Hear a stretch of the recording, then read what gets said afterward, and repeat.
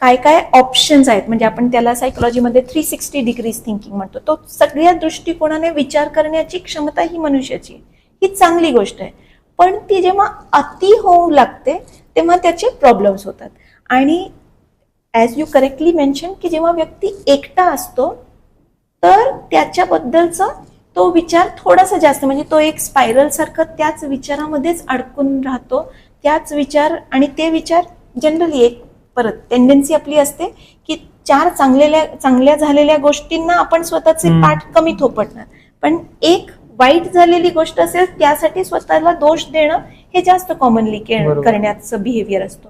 तर ते तुम्हाला खाली घेऊन जात असतं, म्हणजे डाऊन. हा, तर त्यामुळे म्हणजे तो एकटे, म्हणजे ऑन वन साइड आपण सगळे की माझी स्पेस मला हवी आहे, ते that is also respectful thing की येस प्रत्येकाला स्पेस हवी, पण ती स्पेस इतकी नको व्हायला की त्या स्पेसमुळे तो एकटेपणा प्रॉब्लेमॅटिक होऊ लागेल. म्हणून मला थोडं माइंड सेट वरती पण बोलायचंय की अशा बऱ्याचशा कंडिशन मध्ये तुमचं डोकं शांत राहणं, डोक्यांमध्ये पॉझिटिव्ह विचार असणं, या गोष्टी खूप गरजेच्या आहे. आता एक एक्झाम्पल देतो, ते याच्याशी रिलेटेड नाहीये पण थोडंसं माइंड संदर्भातलं आहे. स्पोर्ट्स प्लेअर वीरेंद्र सेहवागने एकदा बोललेला की तो बॅटिंग करताना त्या डोक्यामध्ये असंख्य विचार यायचे, त्यामुळे त्याला कॉन्सन्ट्रेट करता येत नव्हतं. तर त्यावेळेला तो तसं गाणे गायचा आणि मग त्याचं कॉन्सन्ट्रेशन व्हायचं. जर असं कोणी मेंटल हेल्थ रिलेटेड असेल, ज्यांना माइंड शांत काम ठेवायचं आहे आणि त्याच्या वर्कवरती कामावरती फोकस करायचंय, तर काय सजेस्ट करसाल तुम्ही? बिलकुल, म्हणजे सेहवागसाठी गाणी गायल्याने, हलगू जे गाणी गुणगुणल्याने त्याला त्या विचारांपासून डिस्कनेक्ट व्हायला मदत झाली. व्यक्ती तेवढ्या प्रवृत्ती, तशा प्रकारे प्रत्येकाचा तो जो सिस्टीम आहे ना तो वेगळ्या प्रकारचा असू शकतो. म्हणजे मला गाणी ऐकायला आवडू शकतात, माझ्या मिस्टरांना गाणी चालू असले बॅकग्राऊंड मध्ये तर इरिटेट डिस्टर्ब होतं, ते फोकस करता येत नाही. सो कुणाला गाणी आवडत असेल, कुणाला ड्रॉइंग असेल, कुणाला लिखाण असेल, कुणाशी बोलणं फक्त असेल.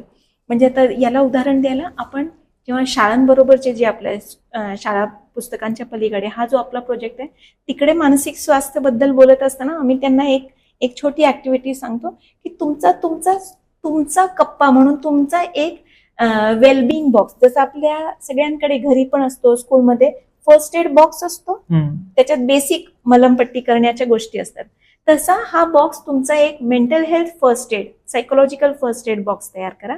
या बॉक्समध्ये तुम्हाला आवडत असणारी काही 4-5 गाणी तुम्ही लिहून ठेवा. तुम्हाला आवडत असणारी ती एखादी स्मेल, म्हणजे एखाद्या परफ्यूमचा रुमाल, ते तुम्ही ठेवू शकता. तुम्हाला आवडत असणारी चॉकलेट तुम्ही ठेवू शकता. तुम्ही स्वतःसाठी लिहिलेले 4-5 वाक्य की कशी कोणत्या गोष्टीमध्ये मला माझी आई म्हणालेली, माझी आजी, माझी मैत्रीण की रूपा तू हे चांगलं करते, तुझं हे चांगलं आहे, अशा 4-6 गोष्टी जे वाचल्यानंतर मला छान वाटावं.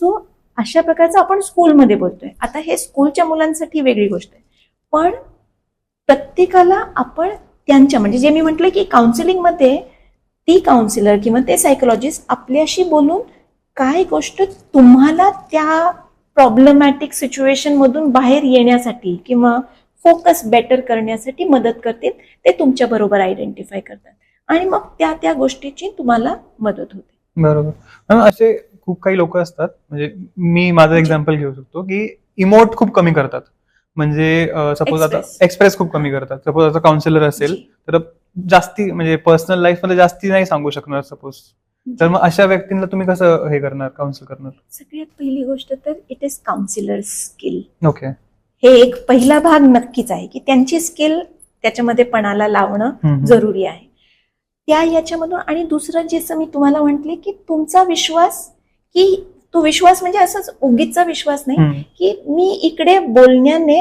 पहिली गोष्ट मला काय फायदा होणार आहे आणि मी यांच्याकडे जेव्हा बोलतोय तर हे माझ्याबद्दल कसलंही जजमेंट फॉर्म करणार नाही.